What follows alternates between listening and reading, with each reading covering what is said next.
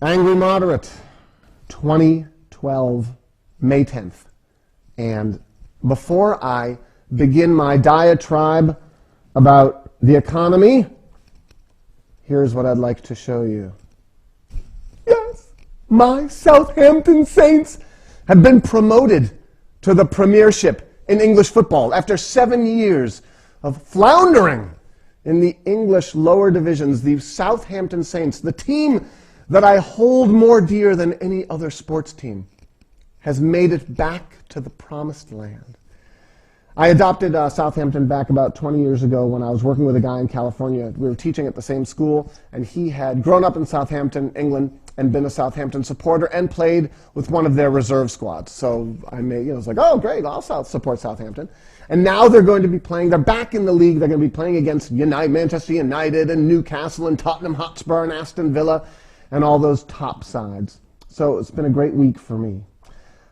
Very, very satisfying. And let me also add that my friend Adam Adler, who's out there in the Upper Valley, his Chelsea Blues have won the FA Cup over Liverpool. Congratulations to Adam. It's a great time of year for soccer fans. We've got the European Cup coming up in June, runs for about a month, from June to early July.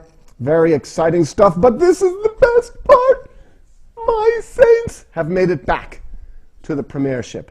For those of you who have not adopted soccer/football as your number one sporting endeavor, I would suggest that you put aside all of those other pedestrian sports.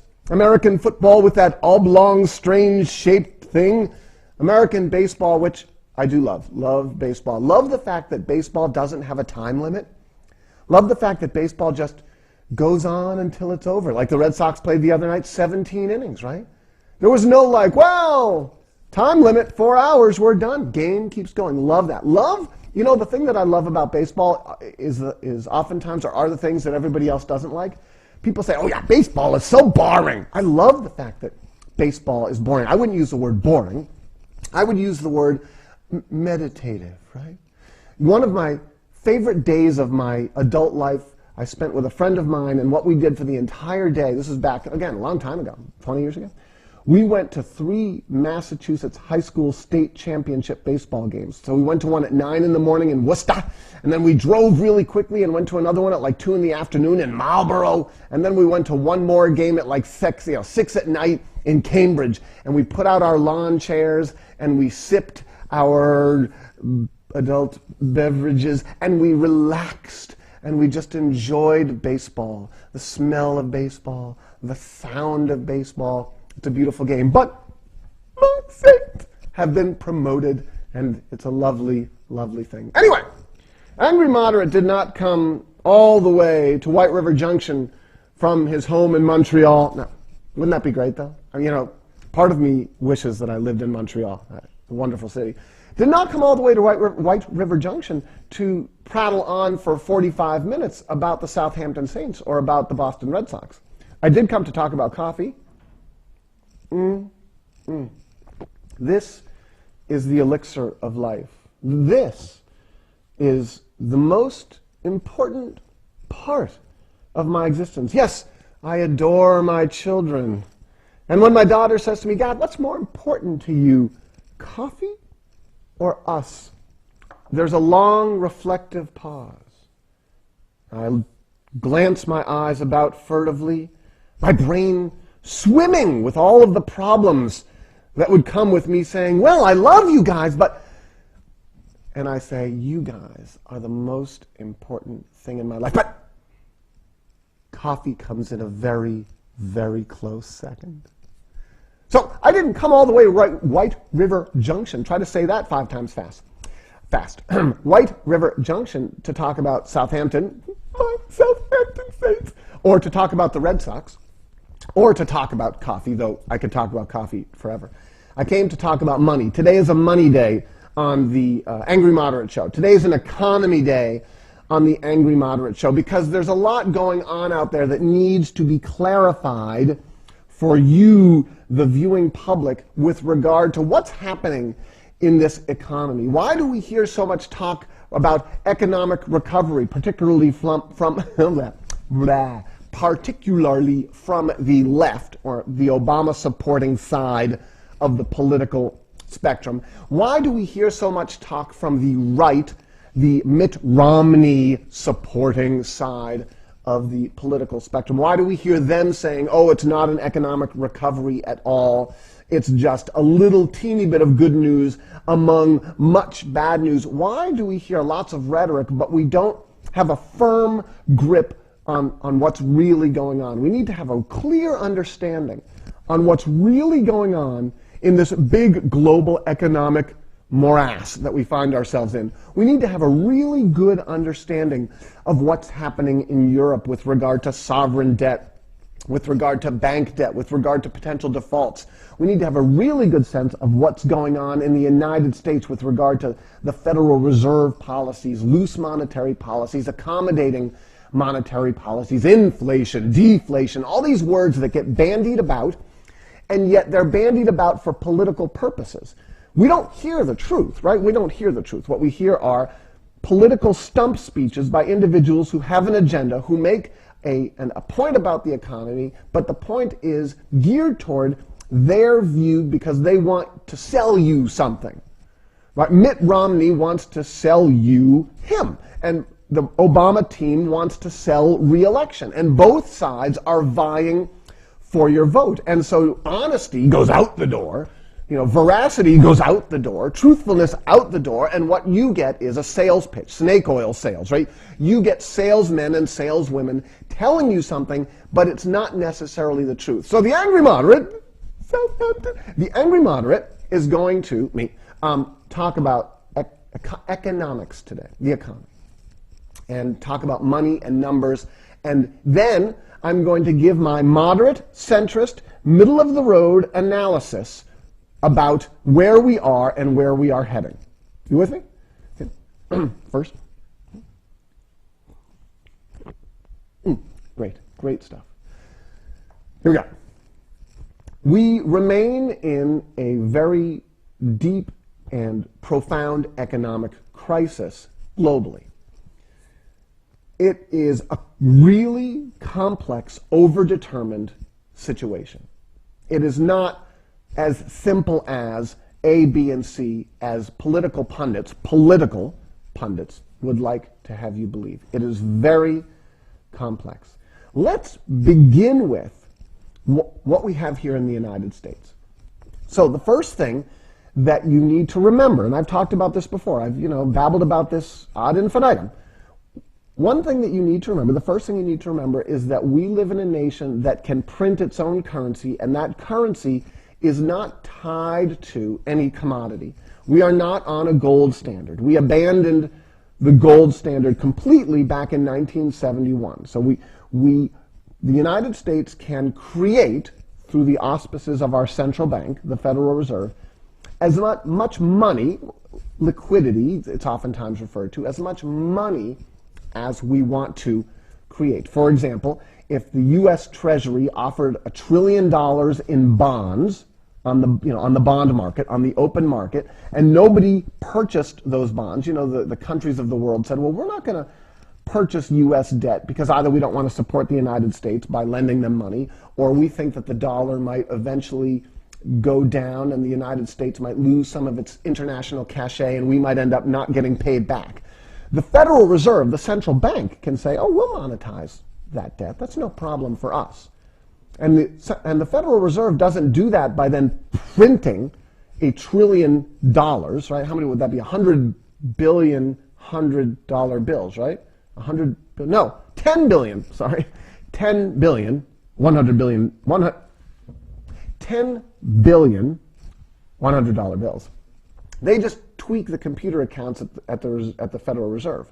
They just tweak and add zeros to the reserve accounts at the Federal Reserve, the reserve accounts of whoever, in this case the Treasury, the U.S. Treasury and the U.S. government, who's going to get these monies. And then whoever has access to that money then can do with it what they choose.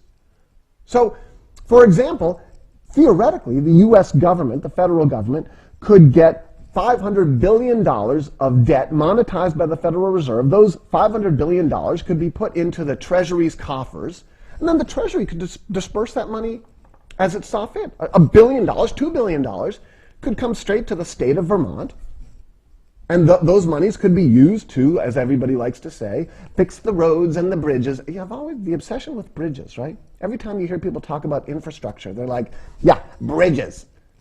You know, I drive over a bridge like, once every 2 days. But no, that's not true, actually. I go over the Ledyard Bridge into Hanover, Norwich and Hanover. Anyway, those monies could come to the state of Vermont. The state of Vermont could disperse those monies to municipalities. They could use, right? There is no limit to the amount of money that can be created by our government. We have a fiat currency, a currency that exists based upon governmental decree. You can't go to the bank anymore and trade in $1 for $1's worth of gold, which would obviously be a very small amount. What's gold at, right? I haven't been keeping track on how much gold is per ounce. Like, was it $1,300, $1,400? So that relationship doesn't exist anymore. Money is created based upon government decree. And it's not printed in paper. It's just tweaked and added to computer accounts. So that's the first thing you need to understand. We are not on a gold standard. We have an irredeemable currency. It's a fiat currency created by the government through the auspices of the Central Bank of the United States, though the central bank is somewhat of a private institution. There's overlap, right? It's private in the sense that it is not governed by the United States, but the chairman of the Federal Reserve has to reports to Congress, blah, blah, blah. That's very important to understand, because the United States can never go broke. Understand this. This is really critical to understand.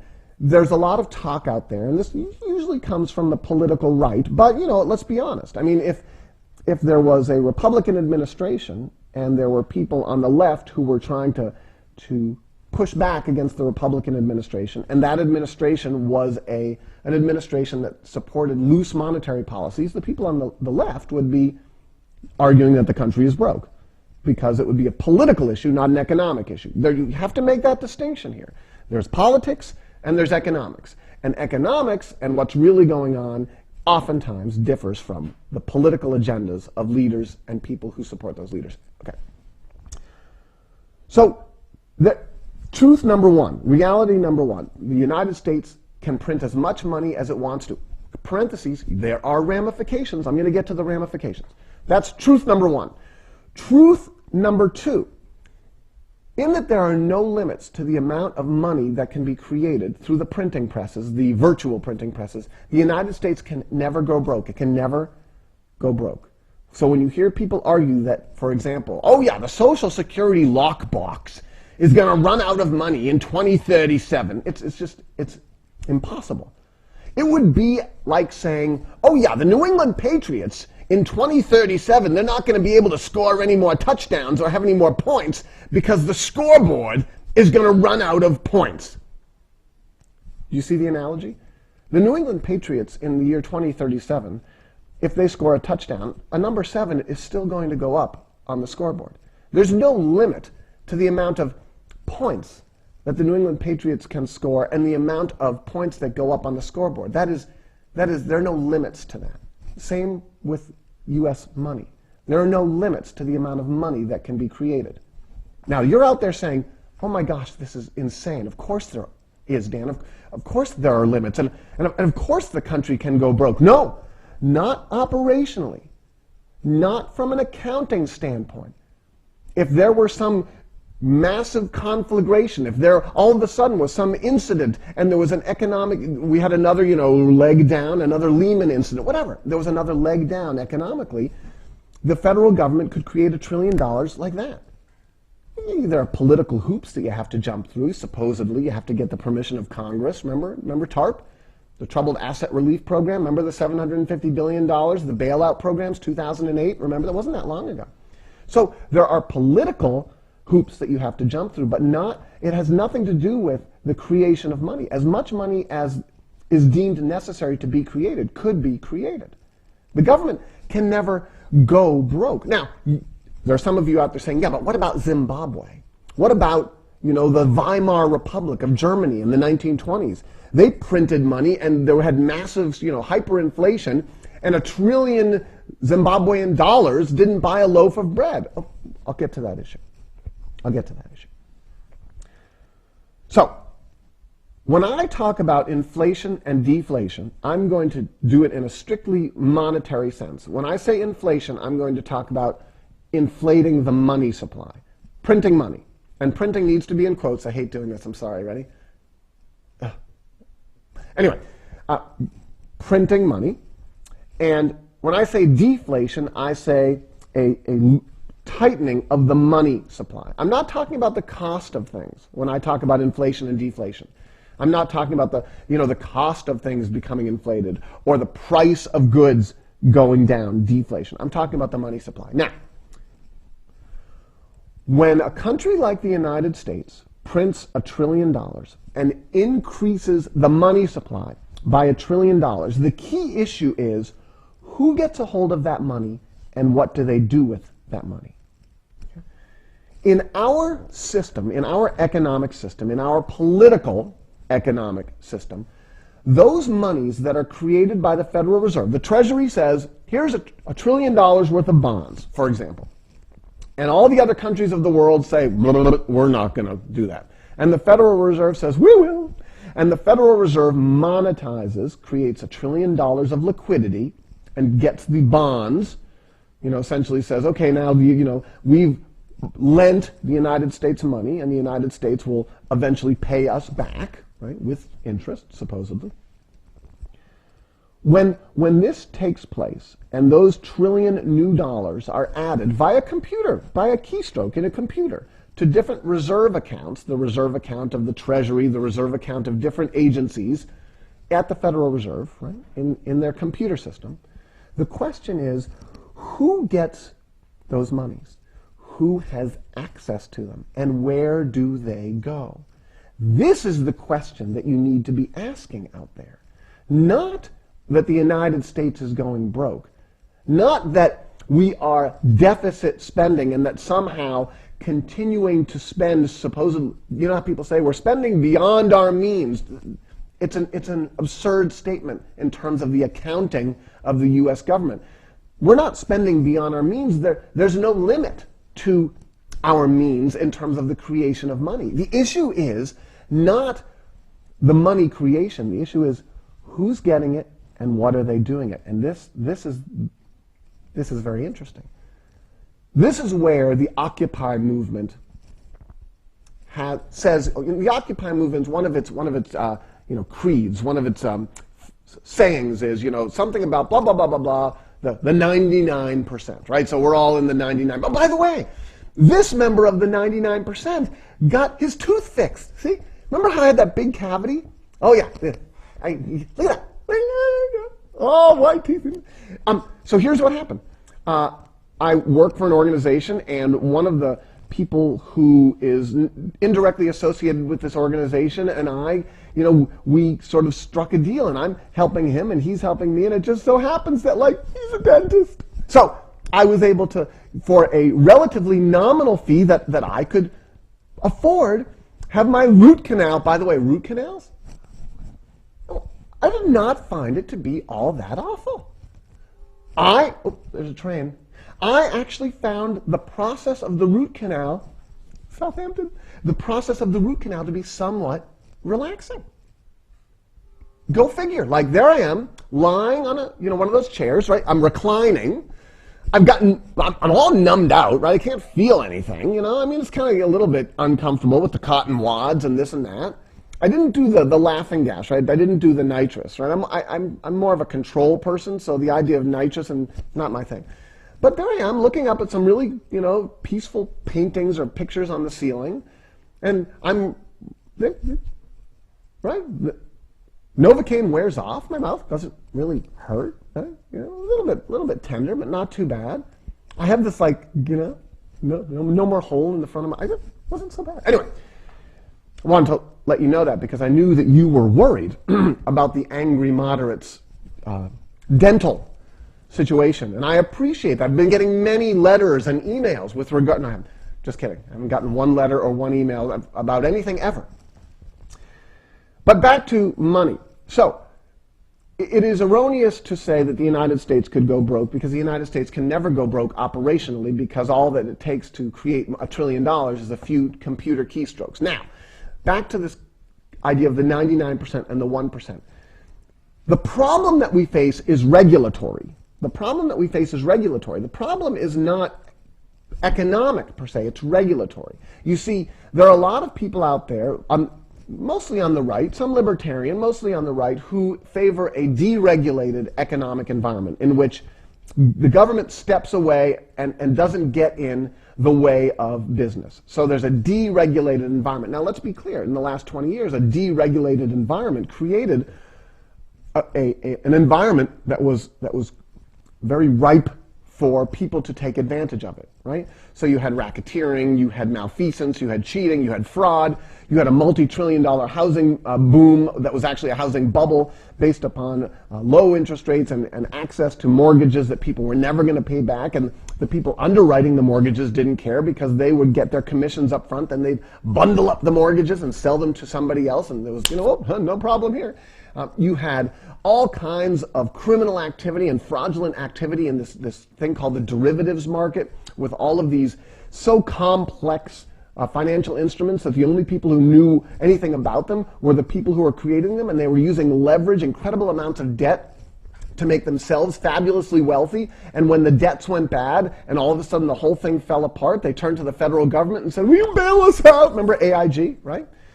So it was a deregulated environment that led to these bubbles, the housing bubble, the tech bubble, the derivatives bubble, the bond market bubble, and when those things burst, the people who end up suffering is the middle class and the poor. Now, it's the top 1%, they can become fabulously wealthy because they are able to, whether it's an individual or a corporation, they have direct access based upon their position, political position. And I'm not saying elected political, I'm saying literal political. Like if you are a billionaire, you have access to information that we don't have access to. You have access to investment opportunities that we don't have access to. So you have information and access that is going to make you wealthy whether or not the markets go up or down.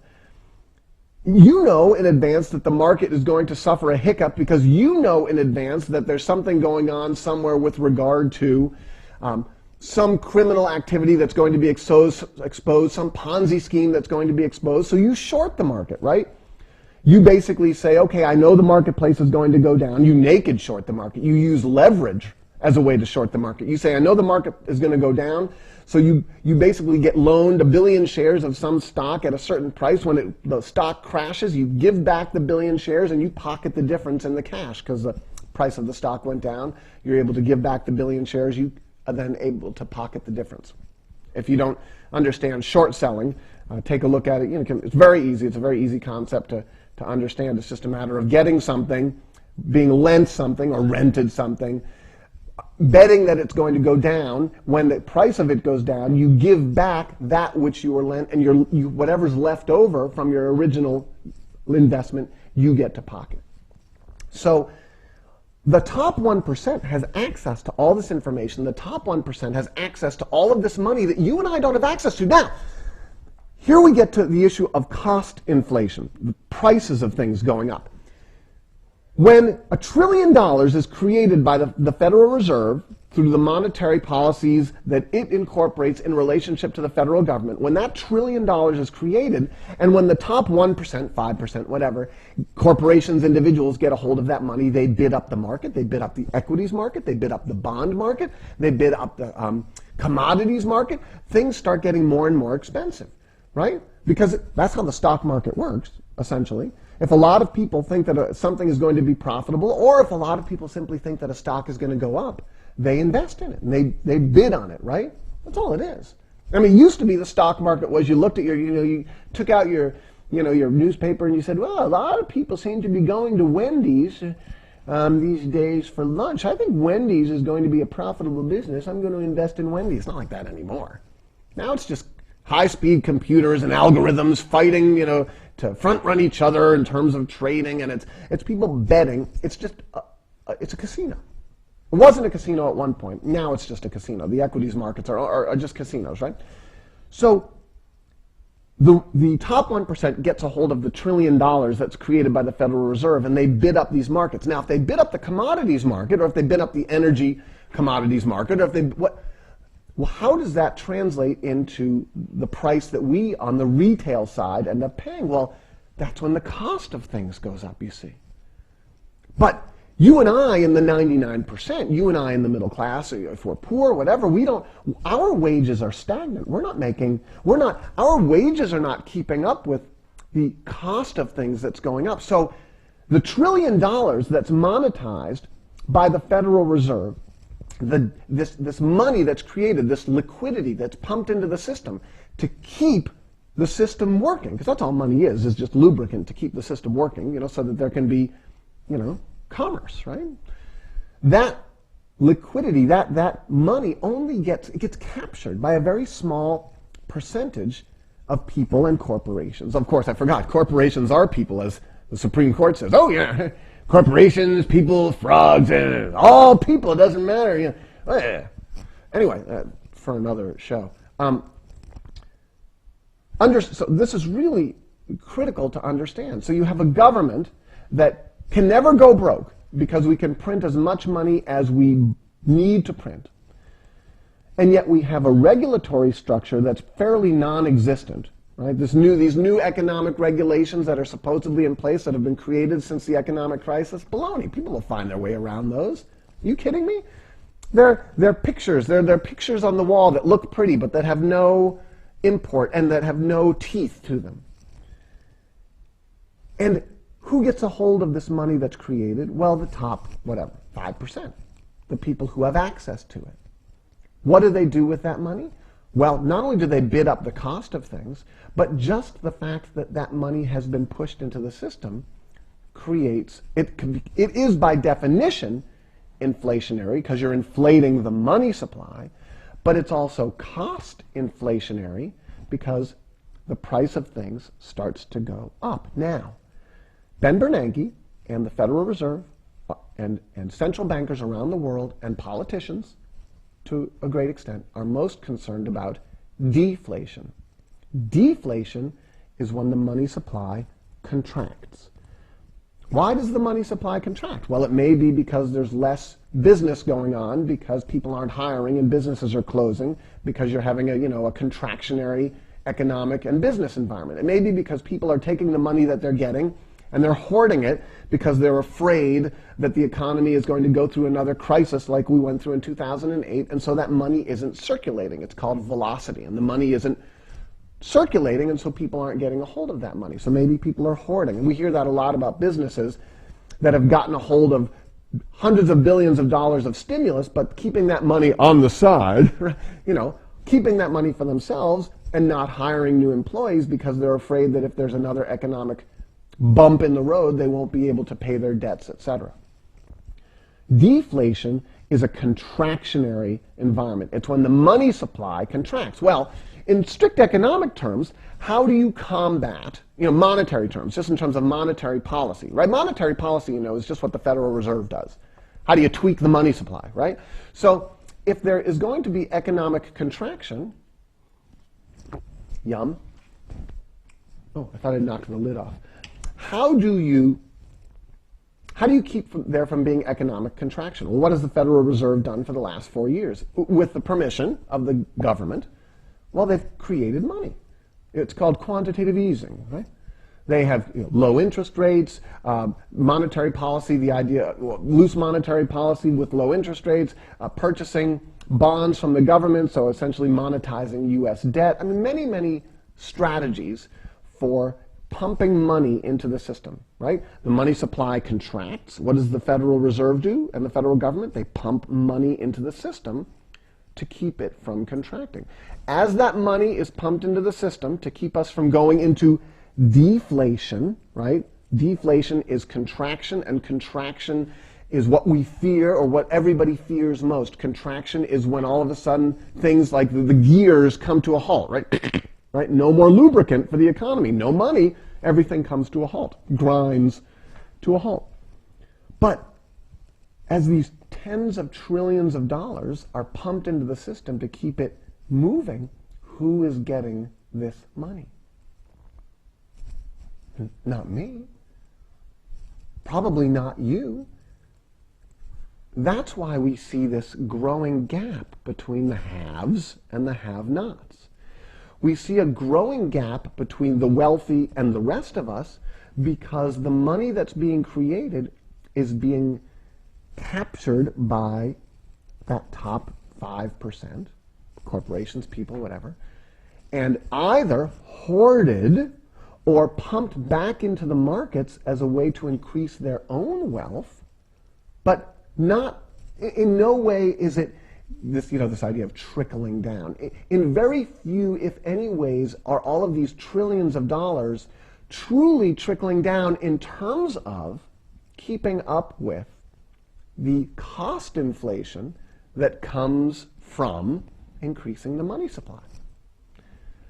And it's a vicious cycle because as more money is created and as more of that money is captured by one class of individuals, one class of corporations, you devalue the currency because there's more of the currency in circulation. So the value of that currency, by definition, starts to go down. And so you need more money to keep up with that devaluation. Now, obviously the forex markets, the monetary markets are very complex. Dollars traded versus euros traded versus the renminbi in China, it's a very complex marketplace. But just by general definition, the more money you pump into the system, it takes more money to be able to pay for those things that one needs to pay for. But for me and for other people, our salaries can't keep up with that. Our salaries are stagnant, or we're unemployed. So all of those things that 20 years ago or 30 years ago were within reach to afford, My parents grew up in an era where my father worked, my mom, during our younger years, stayed home. They purchased a home, didn't have to have a mortgage.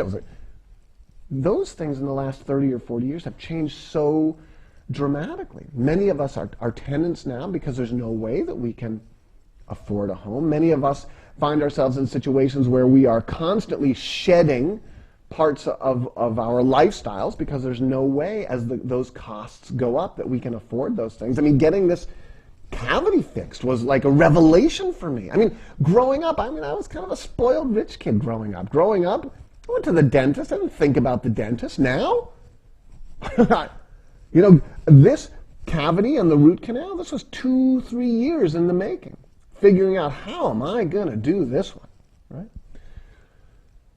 So this is what I believe, other than the fact that, Southampton, other than that, which is really important to me, this is this conversation, what I'm trying to convey in this conversation about money.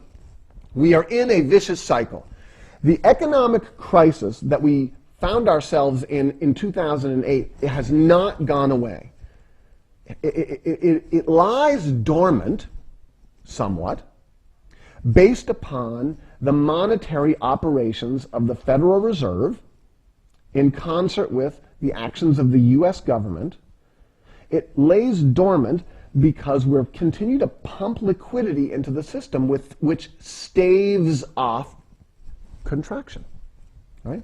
We continue to pump money into the system, and that keeps the system lubricated. It keeps things moving, but we're not solving the underlying problem. And there are several underlying problems, but the main underlying problem, and don't be fooled by the political right on this one, the main underlying problem is legitimate and honest governmental regulation. Now, you might say that's an oxymoron. Legitimate and honest government regulation? We have to, at some point, elect government officials whom we can trust, who are going to actually and honestly regulate these corporations and individuals and the creation of money so that we don't continue on this spiral. Now, how do we do that? I have no idea. Right? I mean, recently it was, in the last year or two, it was shown that political officials in our government had access to information, insider trading information. They were shorting the markets because they knew the market was going to crash. Are you kidding me? Right? That we have government, so we have big problems. You know, our government is populated to a great extent by members of that top 5%. It's in their best interest not to have good regulation. Oh yes, they may give lip service to we need better regulation, but deep down in their heads they're saying, we may need better regulation, but I want to get rich anyway, right? So that's a question. I have no idea. I mean, I have some ideas as to how to have legitimate government regulation, but it means changing our electoral system. It means throwing out the electoral system that we have with regard to only wealthy people and people who raise millions and billions of dollars can get elected, and having a different kind of electoral system. But we need to have legitimate government regulation of our monetary system. Now, some people would say, no, Dan, all we need to do is go back to the gold standard. And I say, here's the problem with that. If you go back to a gold standard where the money that you create has to be tied to, if you have to have essentially an equal amount of money you create to reserves that you have, so that if a country or if people or whatever say, okay, we want our gold now, we don't trust you anymore, you guys are using the credit card too much to, you know, fight your foreign wars or to do whatever it is you're doing, we want our gold now, you have to have that. That's why we defaulted on our gold obligations in, I have an itchy nose, in 1971, because Richard Nixon looked at everything and said, well, we're not going to be able to afford it. And that was the reason that there was this idea of, okay, we'll create a currency that's not tied to any commodity, so there are no operational constraints on how much we can create. So you don't want to go back to a gold standard, because if you do, then you immediately create contraction, because you can't create the money you need. Like, if we were on a gold standard, all of the claims about Social Security and the lockbox, well, they would be true.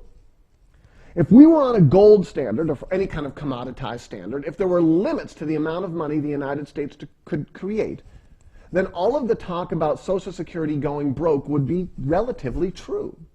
It's not true now, because we can fund it until, forever. It's just that we have no regulation. The money that's created is being captured by a very few people. They are becoming wealthier and wealthier and more powerful. And the rest of us are looking around and saying, oh my gosh, a lot of stuff that I could afford 10 years ago that I can't afford anymore. And that's going to get worse and worse. Now, in deflation, when there's a deflationary environment where the money supply contracts, the price of goods tends to go down, right? Because you have less money out there bidding for those goods. So stores that sell something, if there are less people, willing to pay $1.50 for a power bar or $2 for a power bar because they don't have the money, then the price of the power bar goes down, right? Because that's the only way the store is going to be able to sell it. And then you have what a lot of people would say is a good monetary environment, a competitive environment for people who have less money because the cost of stuff is going down. But many people argue, and there's some truth to this, that in a deflationary environment, when there's deflation, you get economic contraction. And when you have economic contraction, you have extraordinary suffering. Now, in a country of over 300 million people, we have to be very, very careful when we talk about austerity and when we start talking about, like Ron Paul talks about, going back on a gold standard. Because what you do is you create a situation, a contractionary situation that can lead to extraordinary suffering, because the government cannot create the money to pay for the social services, the food stamp subsidies and unemployment insurance and all of those things that right now there are no restrictions, no operational restrictions to being able to be created. Itchy nose. Coffee always helps. Do you have an itchy nose? Yes, I do. Well, drink some coffee. Okay. Right? It's the panacea. I hope you understand this as much as I've babbled on here about the economy and economics in general. I hope you're gleaning the most salient and important points from my babblings. Point number one, There are no limits to the amount of money that the United States can create operationally. Yes, if you create $10 trillion out of thin air and it's captured by very few people, you are creating a very, very solidified oligarchy and something called neo-feudalism, right? F-E-U-D, where you have some people who are so super wealthy that they control everything. Mr. Potter, right? In Potterville, right? And, what was the name of the... It's a Wonderful Life. He wants to have everything. He's got all the money. Right? So then if you have that kind of a situation, then all democratic institutions are thrown out the window. There's no, it's not real democracy. It's just all these pretend democratic institutions, but it's really just the super wealthy who are pulling all the strings and making all the decisions. Some people would argue that we're there already. I would say, no, we're not there. But if we're not careful, we're going to move in that direction. So if you print money, if you print $10 trillion and there's no regulation, you're asking for trouble. You're asking for terrible inflation that hammers the middle class and the poor, cost inflation. And you're talking about creating a neo-feudal governmental system in which it's only the rich and only the powerful who make all the decisions, and there's really no they don't even have to pretend there are democratic institutions. Right now, there's sometimes people give a nod to the democratic institutions, but they still buy off the politicians. They wouldn't even have to play those games anymore. There would be no facade. There would be no need for a facade because the guy who was a trillionaire could own the military, right? That's called those are called military dictatorships, okay? Banana republics, if you will. And am I saying that we're heading in that direction and we're going to be there in 10 years? Of course not. These things take centuries to play out, right? It's not decades. It's multiple decades. These things go on, it takes a long time. But we're moving in that direction. On the other hand, if you get, for example, a Republican administration, a Romney administration, or even a more right-wing administration, and you get a right-wing sort of Tea Party-esque Congress who immediately cut government spending, who immediately say we're going to balance the budget, who immediately think about the world as if we are on a gold standard and that we can't create as much money as we need to, and who are totally anti-regulation, what you're going to get is simple, the same kind of a situation. The only difference is it's going to happen more quickly because you're going to have a situation in which the austerity moves, the austerity-driven environment is going to create immediate suffering for the middle class and poor. Right now, the loose monetary policies we are muddling by, right? We are muddling by.